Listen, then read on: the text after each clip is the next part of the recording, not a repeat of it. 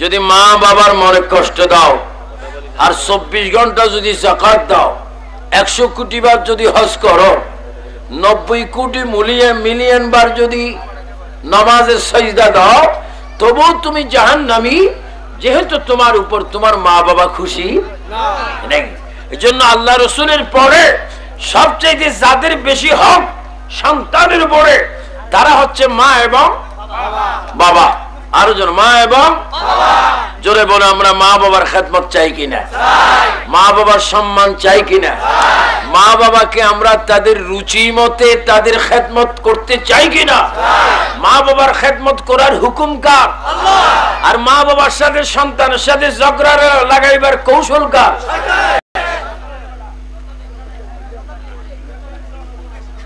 যারা মা বাবা মানে না তারা এখনো শয়তানের আওতাধীন আছে, আর যারা মা বাবা মানে আল্লাহু আকবার তারা আল্লাহর রহমতের ভিতরে আসে।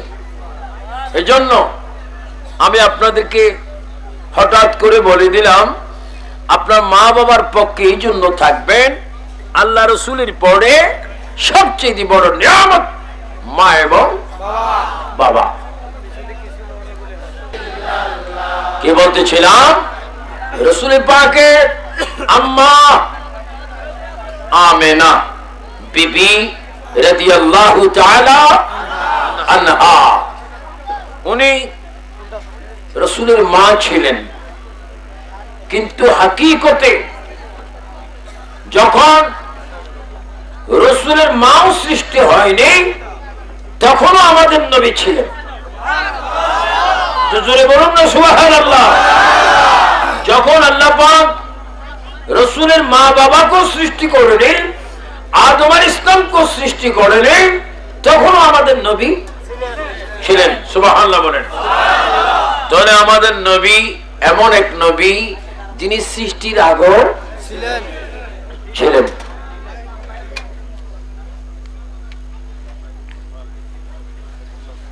রাসূল পাকের মেয়ে হযরতি ফাতেমা রাদিয়াল্লাহু তাআলা আনহা, তিনি একদিন জিবরাইল আলাইহিস সালামকে চাচা বললেন। জোরে বলেন কি বললেন? চাচা। আপনাদের দেশে চাচা বড় না যেটা বড়? জোরে বলেন কি বড়? এই দুই একজনে কাজ করো, সবাই কথা বলো না, টাইম কিন্তু চলে যাচ্ছে, হায়াত একেবারে কম। নবীকে জিবরাইল প্রশ্ন করবেন এই ব্যাপারে, কিন্তু জিবরাইল যাওয়া মাত্রই আল্লাহ রাসূল জিবরাইল আলাইহিস সালামকে দেখে মাত্র বললেন, ইয়া আখি জিবরাইল, আমার মেয়ে ফাতেমা যা বলেছে তা ঠিকই বলেছে। জোরে কোন সুবহানাল্লাহ। জিবরাইল অবাক, আমি নবীকে এখনো কিছু বলিনি, নবীর সাথে যে ব্যাপারে আমি কথা বলতে আসলাম, অথচ নবীকে আমি বলার আগেই নবী জবাব দিতে লাগলেন। সুবহানাল্লাহ। যদ্দূর আমার মাইকের আওয়াজ যা আপনার বলুন, নবী মনের খবর রাখে কিনা, অন্তরের খবর জানে কিনা, কার ভিতরে কি জল্পনা কল্পনা হচ্ছে সেটা রাসূল জানে কিনা, এই জানবার শিখবার শুনবার ক্ষমতা নবীকে দিয়েছেন কে? আল্লাহ দিয়েছেন। আল্লাহ পাক নবীকে এই সুন্দর ক্ষমতা দিয়েছেন। আল্লাহ নবী জিবরাইল ইসলামকে বলেন, ইয়া রাসূলুল্লাহ, আল্লাহর নবী জিবরাইল ইসলামকে বলেন, এ জিবরাইল শোনো, আমি তোমাকে প্রশ্ন করতে চাই, তোমার বয়সটা কত? জিবরাইল আমিন বলেন, ইয়া রাসূলুল্লাহ, আমার বয়স কত আমি নিজেও বলতে পারি না। হুজুর, আল্লাহ রাব্বুল আলামিন আমাকে কখন সৃষ্টি করেছেন তাও আমি বলতে পারি না, কিন্তু একটা হিসাব আমার মধ্যে রয়েছে। আল্লাহ পাক আমাকে সৃষ্টি করার পরে আমি চতুর্থ আসমানে একটি লাল রঙের তারকা দেখতাম, ওই তারকা যখন দেখতাম ৭০,০০০ বছর পর্যন্ত ওই তারকা আমি দেখতে পেতাম। তুমি ৭২,০০০ বারে দেখেছো, তুমি কি জানো নি ওই তারাকা আমি রাসূল ছিলাম? তিনবার বলে ইয়া রাসূলুল্লাহ। আরো জোরে বলে, দুই হাত তুলে বলো, আমরা সেই রাসূল চাই কি চাই না?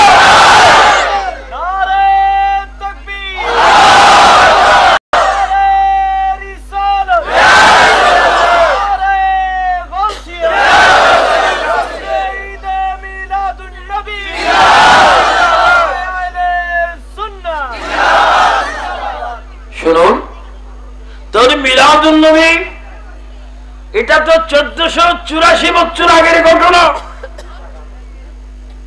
কিন্তু জিবরাইল বলেন ইয়া রাসূলুল্লাহ, আমি চতুর্থ আসমানে লাল তারাকা দেখতাম 70,000 বছর, আবার দেখতাম না 70,000 বছর।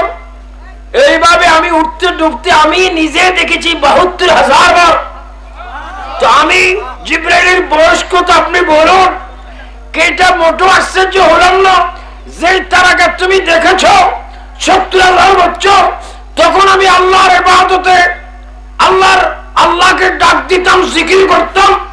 আবার যখন দেখতাম 70,000 বছর, আমি একটা সিজদার মধ্যে থেকে থেকে আমার উম্মতের গুনাহ আল্লাহর কাছে মাফ চাইতাম। উচ্চ স্বরে বলুন সুবহানাল্লাহ।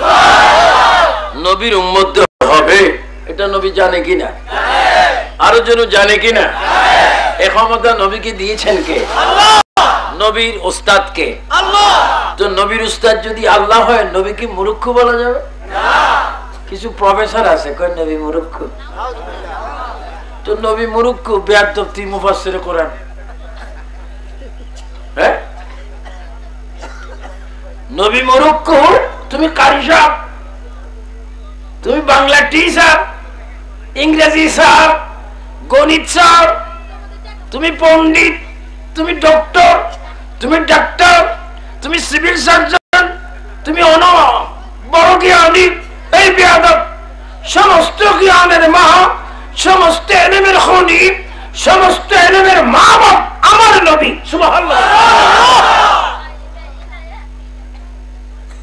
নবী সমস্ত ইলমের শহর, আর সেই শহরের দরজা শের খোদা হযরত আলী।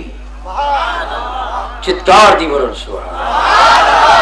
তাহলে মিলাদুন নবীর বয়স কি 1,500 বছর না আরো আগো? তাহলে আরো আগো নবী ছিলেন। কিভাবে ছিলেন? আমাদের আব্বার নাম বাবা আদম, আমাদের মায়ের নাম মা হাওয়া আলাইহিস সালাম। আমি গত রমজানে সংযুক্ত আরব আমিরাতে গিয়েছিলাম। সেখান থেকে আসতে সোনার মক্কা মদিনা শরীফ গিয়েছিলাম। জেদ্দায় বাবা আদম আলাইহিস সালামের কবর রয়েছে, ওনার জিয়ারত করা হলো। তো বাবা আদম এমন একজন মানুষ যার মাও নাই বাবাও নাই। বলেন, বাবা আদম আলাইহিস সালামের মার নাম সবাই জানেন? ওনার মার নাম কি? সবাই বলেন নাই। আর মার নাম কি? মাইকের আওয়াজটা কদ্দুর যাচ্ছে একটু হাত তুলুন তো দেখি। মাশাআল্লাহ, মোটামুটি গেছে।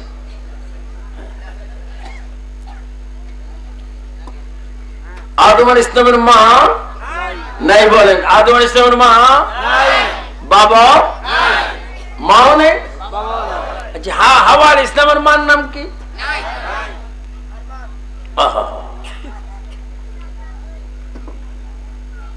মা হাওয়া এবং বাবা আদম, এই উভয় জনকে আল্লাহ পাক স্বামী স্ত্রী হিসেবে কবুল করেছেন। আদম আলাইহিস সালাম শুধু একা ছিলেন। একা কি ছিলেন? একা। তার সাথী সঙ্গী কেউ ছিল না। আল্লাহ পাক আদম আলাইহিস সালাম থেকে, আদম আলাইহিস সালামের বাম দিক থেকে মা হাওয়াকে বানালেন। মা হাওয়া আলাইহিস সালাম তৈয়ার হলেন কোথায়? জান্নাতে। আর জোরে বলেন কোথায়? জান্নাতে। তখন আপনারা কোথায় ছিলেন?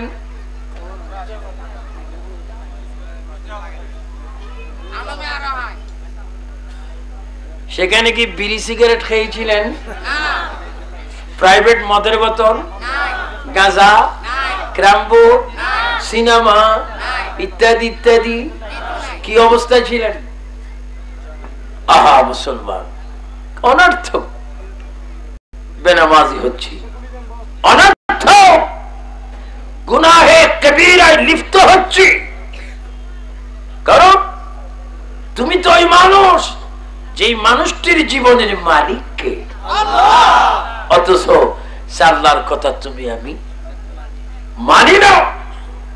যদি মানতাম 5 ওয়াক্ত নামাজ পড়তাম, ঠিক কিনা? আপনারা বলেন আজকের থেকে আল্লাহর ভয়ে নবীর মহাব্বতে 5 ওয়াক্ত নামাজ চাই কিনা? ডাইন হাতটা এইভাবে তুলে, ডাইন হাতে অঙ্গুল কয়টা? জোরে বলেন কয়ক্ত? আর একটু জোরে কয়ক্ত? নামাজ চাই কি চাই না? নামাজ পড়ার হুকুম কার? হাত নামাজ। এখন এক ব্যক্তি মসজিদে নামাজ হচ্ছে, সে বাহিরে যে জানালা দিয়ে চাই আছে, কি ভাই তুই নামাজ পড়স না কেন?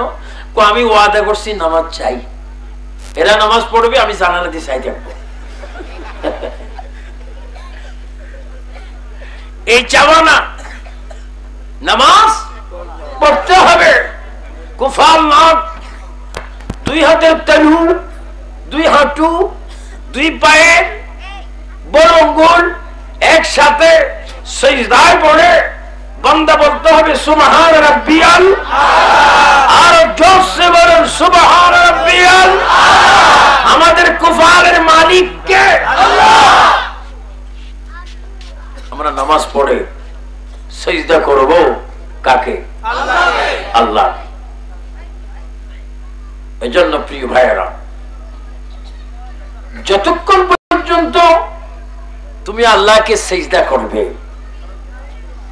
তুমি যেন তোমার জন্য জান্নাতে একটা বাগানখানা তৈরি করলে।